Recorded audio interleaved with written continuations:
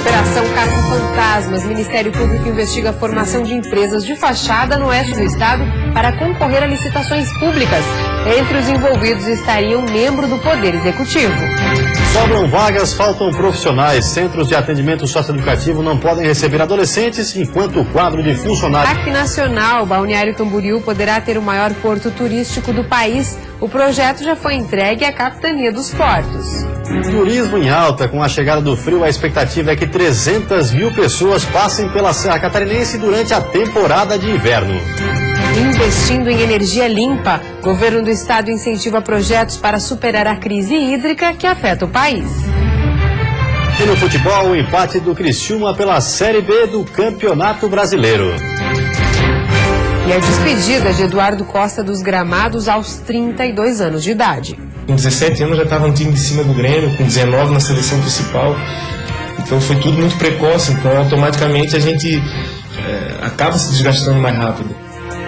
O Band Cidade desta quarta-feira já está no ar.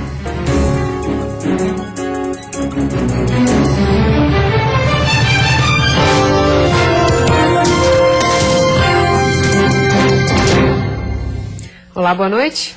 Boa noite. O Ministério Público está investigando a formação de empresas fantasmas no município de Chavantina, no oeste do estado. Agentes públicos são suspeitos de manter empresas de fachada para participar de licitações.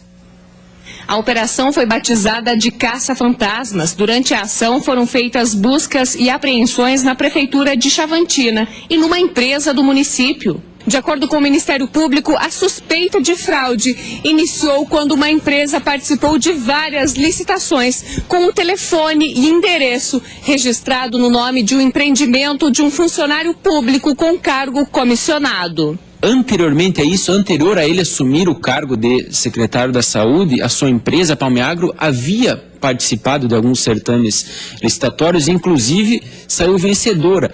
E a pessoa que representou a própria Palmeagro em algum desses certames licitatórios é uma dessas funcionárias cujo nome é o mesmo de uma empresa individual que foi aberta.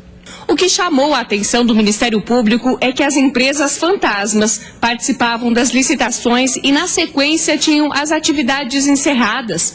O suspeito de gerenciar o esquema fornecia alimentação, principalmente para escolas e creches do município. Ao vencerem esses procedimentos, quem estava por trás, quem entregava a mercadoria e quem lucrava era o proprietário da empresa Palmeagro e secretário da Saúde, que mantinha todos os lucros com essas licitações. O Ministério Público está analisando toda a documentação apreendida e o inquérito deverá ser concluído em até 60 dias.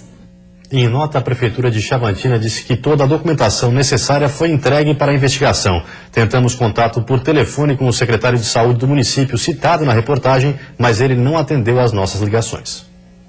Sobram vagas para internação permanente de menores infratores em Santa Catarina, porém, não podem ser ocupadas com a demanda existente devido à falta de profissionais para atuar nas unidades. Santa Catarina possui 190 vagas para internação de menores adolescentes que cometem crimes e precisam de internação permanente. Porém, só 55% delas estão ocupadas. Mas não é por falta de demanda. Em Joinville, por exemplo, o Centro de Atendimento Socioeducativo, o CASE, foi construído para atender 70 deles, mas hoje é ocupado por 30, menos da metade da capacidade plena. O motivo aqui é a falta de efetivo. Que hoje, em tese, eu teria aí 30% dos profissionais e atendo aí, em média, 45% dos internos, né? A mesma situação está no CASE da Grande Florianópolis, que tem capacidade para 90 internos e hoje é ocupado por 40. A exceção é a unidade de Lages, que está superlotada. 35 menores ocupam um espaço construído para 30. Em Santa Catarina, cerca de 300 menores infratores aguardam por vaga. 270 deles já foram sentenciados e deveriam estar cumprindo medida socioeducativa de internação em unidades como esta. Alguns dos menores aguardam pelas vagas nos centros provisórios, quando na verdade deveriam ficar nos CASEPs por no máximo 45 dias. Em Joinville, a estimativa é que as outras 40 vagas do CASE possam ser ocupadas dentro de 2 meses. O edital para a contratação de mais funcionários e 100 agentes já foi lançado. O processo seletivo fica aberto para inscrições até dia 3 de julho. Aí depois é feito, enfim, a apuração ali dos inscritos. Os agentes têm a academia, né, que é obrigatório fazer. E os técnicos também têm um curso que eles têm que realizar para vir para a unidade, né? O CASE de Joinville é o primeiro a ser construído no novo modelo de referência do Estado. São 2.400 metros quadrados. Aqui, os internos têm espaço para as aulas dos ensinos fundamental e médio, atividades esportivas e as oficinas, como esta de artesanato. A nova unidade de Chapecó, que está em construção, vai seguir o mesmo padrão. No oeste, a capacidade vai ser de 40 vagas. E a seguir, Balneário Camboriú pode ter porto turístico para receber 2 transatlânticos ao mesmo tempo. E ainda alta temporada, mais de 300 mil visitantes são esperados neste inverno na Serra Catarinense.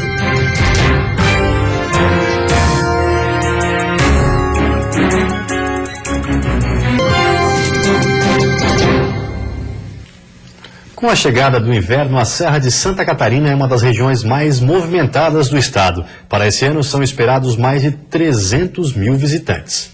A vista é de tirar o fôlego. As curvas sinuosas e perigosas chamam a atenção dos visitantes. E assim como Lucas, que já conhece o lugar, sempre voltam para renovar as energias. Uma sensação de liberdade, de renovação de energia, né? Poder ter um visual desse aqui que renova a energia da gente é uma sensação indescritível. Estamos na Serra do Rio do Rastro. O local é um dos pontos turísticos mais visitados da região e é considerado um dos cartões postais de Santa Catarina. As belas paisagens, aliadas ao frio, que hoje chegou a 1 grau negativo em Bom Jardim, são alguns dos atrativos que fazem com que todos os anos cerca de 300 mil pessoas passem por aqui. Um prato cheio de oportunidades para quem tem o turismo, a principal fonte de renda. Pelo ambiente que isso aí proporciona aos visitantes, isso convida a parte mais romântica da coisa. Você vai para um chalé, você toma um vinho ao redor do fogo. Isso tudo aí são ingredientes, vamos dizer, que formam um todo que atrai o turista para a nossa região. Nas pousadas com estruturas diferenciadas, é possível ter o conforto de cidade grande com o sossego e o descanso que muitos procuram. Outra iguaria são os vinhos tintos produzidos aqui. Com qualidade diferenciada, eles vêm ganhando o paladar até dos mais exigentes. Uma outra novidade é o destilado de maçã. Parecido com a cachaça, também vem ganhando adeptos. E ele serve como aperitivo. Então, de repente, para abrir o apetite antes das refeições, e hoje em dia tem despertado bastante a procura em pessoas que degustam a cachaça, degustam os destilados. As bebidas, as temperaturas baixas e a natureza rica em detalhes. Combinações perfeitas que fazem do inverno na Serra a estação mais charmosa do ano.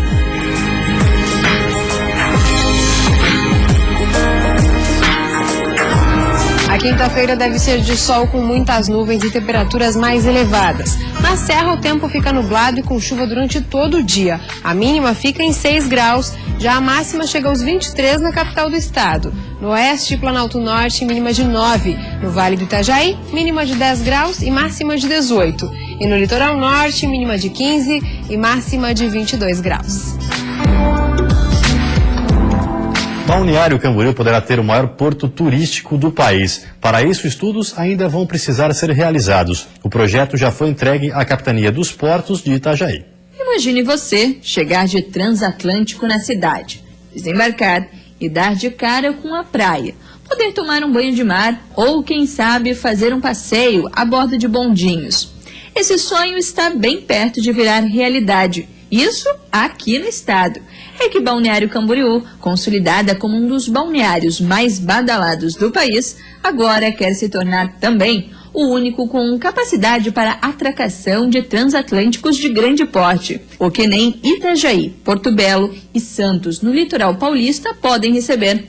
Os trabalhos para o desenvolvimento do projeto começarão há cerca de 4 meses. O documento preliminar com a proposta já foi entregue à Capitania dos Portos de Itajaí. Está em estudo bem avançado, muitas pessoas envolvidas. Estamos muito felizes com tudo que vem acontecendo. O Balneário Camboriú pode ser um destaque no mundo, né, com o que pode acontecer aqui com um porto turístico que estaria recebendo os maiores navios do mundo. No projeto do porto turístico está a extensão do Mole da Barra em mais de 100 metros e a construção de um pier. Falta essas análises, esses estudos todos para realmente saber a profundidade, o calado do navio, se está adequado, quantos metros realmente vai ter que ser feito o pier, toda a infraestrutura que tem que ser, as viabilidades ambientais. Então tudo isso está em andamento, está em estudo para depois sim a gente poder divulgar esse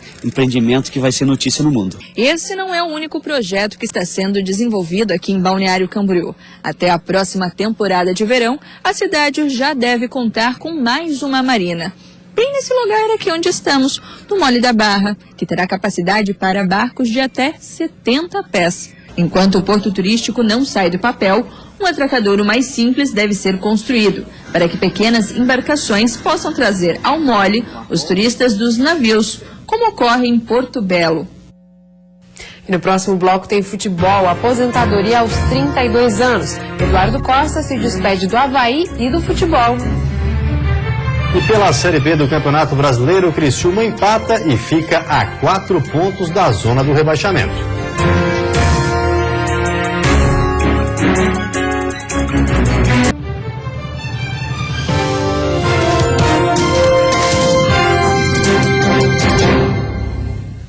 Agora o futebol, em busca da reabilitação na Série B do Campeonato Brasileiro, o Criciúma bem que tentou, mas cedeu o empate ao América Mineiro. E agora, com um jogo a mais, o Tigre ficou a 4 pontos da zona do rebaixamento.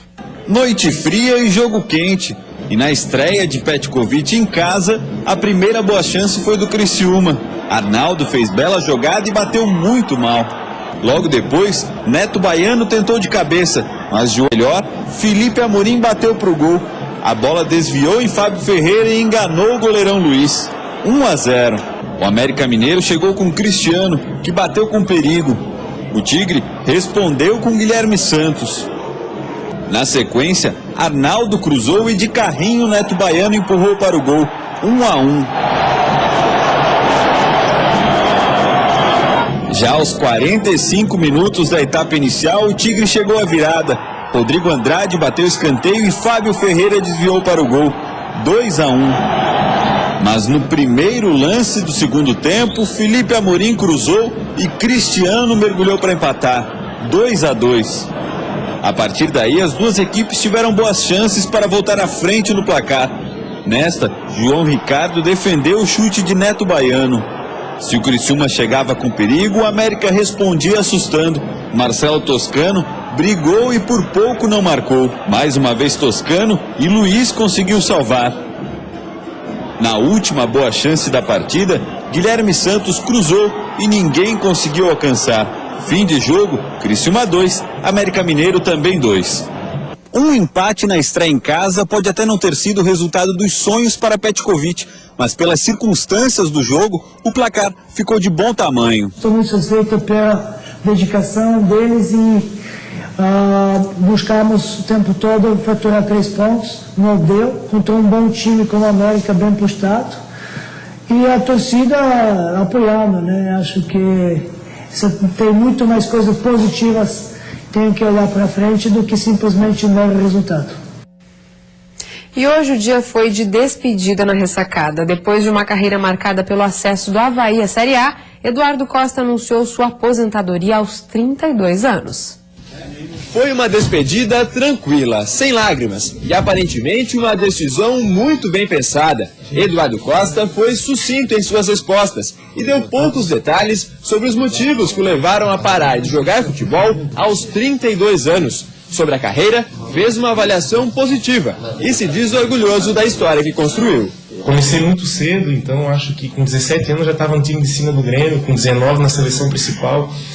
Então foi tudo muito precoce, então automaticamente a gente acaba se desgastando mais rápido. Então eu convivo com a pressão desde muito cedo, então certas coisas a gente acaba o nosso limite ele acaba encurtando, então é normal, é um processo normal. Por ironia do destino, o primeiro jogo do Avaí após o anúncio da aposentadoria de Eduardo Costa será contra o Grêmio, time que revelou o jogador. Por isso, a diretoria havaiana já decidiu que vai homenagear o agora ex-jogador momentos antes da partida, aqui mesmo na ressacada. Além de Grêmio e Avaí, Eduardo Costa também atuou no São Paulo e no Vasco da Gama. Fora do Brasil, jogou na França, pelo Bordeaux, Olympique de Marseille e Mônaco. Na Espanha, atuou ainda pelo Espanhol e jogou 7 vezes pela seleção brasileira principal.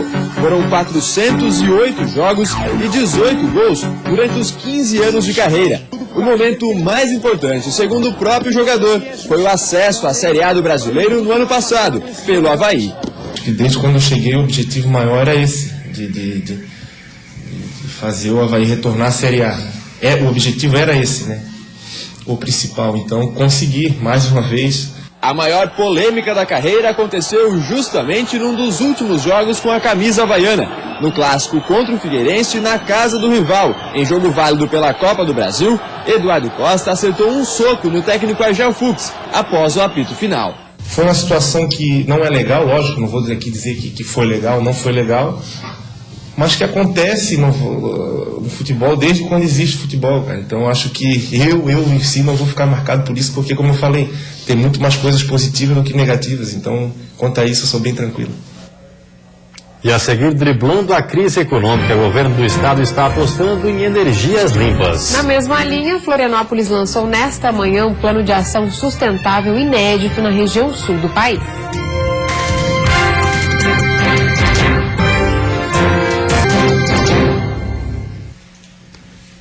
O Tribunal Regional Eleitoral vai adotar novas estratégias para acelerar o cadastramento biométrico nas cidades em que o serviço está sendo realizado. Em Blumenau, novos estagiários vão ser contratados. Já em Joinville, o horário será estendido. Marcele chegou cedo para ficar em dia com a documentação eleitoral. Ela veio fazer o cadastramento biométrico para poder votar nas próximas eleições municipais em Joinville. Quando chegou, se assustou com a fila, mas não demorou a ser atendida. Bastante, mas foi bem rápido. Rafael preferiu o agendamento. Ele também se assustou com a fila, mas em poucos minutos foi atendido e saiu no horário. Eu optei pelo agendamento por não pegar tanta fila, né? Foi atendido no horário? Fui atendido antes do horário. Foi muito bom o atendimento. O cadastramento biométrico dura cerca de 15 minutos. Depois de apresentar os documentos e fazer a assinatura digital, o eleitor é encaminhado para a coleta das digitais e para o registro fotográfico. Apesar do bom movimento, a demanda diária de eleitores está abaixo da capacidade que o posto de atendimento comporta. A capacidade nominal do nosso posto de atendimento é de até 1.400 pessoas por dia. Não estamos trabalhando com a capacidade máxima, mas atualmente nós já ultrapassamos a média de 1.000 eleitores por dia. Dos quase 400 mil eleitores que existem em Joinville, apenas 20 mil já estão com o cadastro em dia. A partir do mês que vem, os eleitores de Joinville vão ter 1 hora a mais para fazer o cadastramento biométrico. O posto de atendimento, que abre ao meio-dia, vai funcionar até às 7 horas da noite. O horário estendido começa a funcionar no dia 1º de julho, próxima quarta-feira. Essa 1 hora, ela vai acabar fazendo uma diferença, principalmente para as pessoas que trabalham ali até às 18 horas, né? Elas vão poder sair do trabalho e procurar o nosso serviço. E, historicamente, sempre é um horário que é mais tranquilo para atender os eleitores. O governo catarinense lançou agora há pouco o programa SC Mais Energia. A iniciativa pretende conquistar novos empreendimentos para aumentar a geração de energias limpas no estado. Pelo menos 10 novos empreendimentos foram autorizados. O programa, lançado pelo governador para um público de empresários do setor, quer incentivar investimentos em energias limpas em Santa Catarina como alternativa para enfrentar a crise hídrica em estados como São Paulo, o que eleva o custo da energia elétrica no país. Enfrentar a crise, gerando emprego, criando novos negócios, gerando oportunidade, aproveitando todo o potencial de desenvolvimento do estado. Desde o início do ano, o consumo de energia em Santa Catarina foi de, em média, 2.000 gigawatts por mês. Atualmente, 74 pequenas centrais hidrelétricas respondem por 12% da geração de energia no estado. Na sequência, e com menor geração, aparecem a energia eólica, as centrais geradoras hidrelétricas e a energia solar. Mas esse número ainda é considerado baixo e é este desempenho que o governo pretende ampliar. A Secretaria de Estado de Desenvolvimento Econômico Sustentável acredita que a inscrição de novos projetos empresariais pode trazer ganhos bilionários e incrementar em 1.000 megawatts a energia gerada no Estado. E o que é melhor, de forma limpa.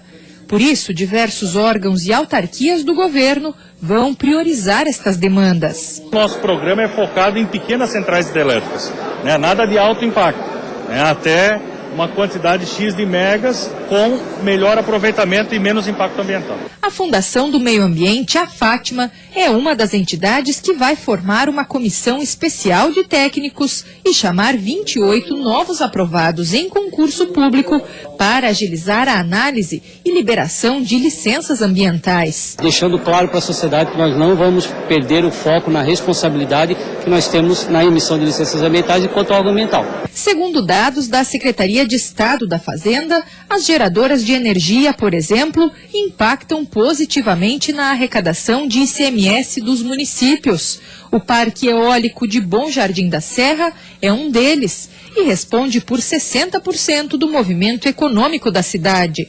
Para o presidente da Tractebel Energia, o setor tem condições de suprir a demanda esperada pelo governo. Bastante capacidade industrial. Eu acho que o que puder ser aqui do Estado agrega valor na economia.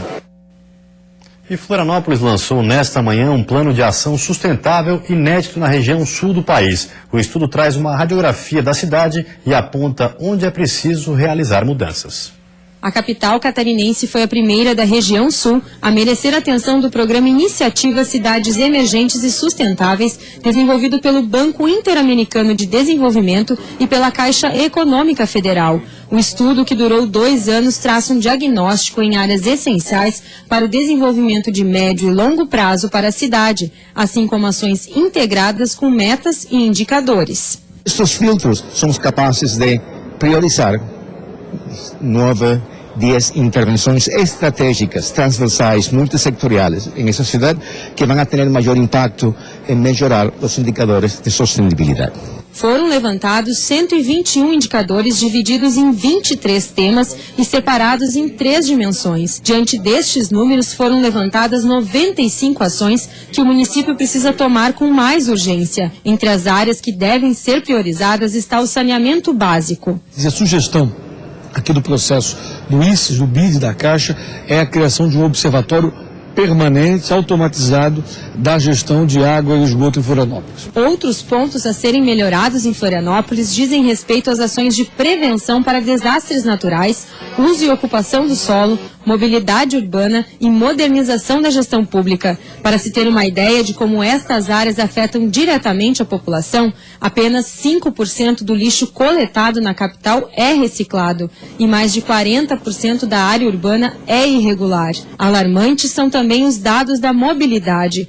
Por dia passam pelas pontes mais de 170 mil carros e mais de 25 mil motocicletas. Números que alertam para uma ação imediata no trânsito da capital. Já com relação à saúde, educação e qualidade do ar, Florianópolis apresenta bons índices. Com o estudo pronto e com as ações direcionadas, a cidade que tiver o plano vai conseguir com mais facilidade subsídios, verbas federais, estaduais e até internacionais para realizar obras nas áreas em que mais precisa. A Caixa já tem garantido a alocação de volumes de recursos da ordem de 809 milhões de reais para que sejam aplicados naqueles investimentos que foram priorizados como sendo os mais importantes, os mais emergentes que a cidade de Florianópolis precisa. O plano prevê que a capital busque colocar em prática as ações indicadas até 2022.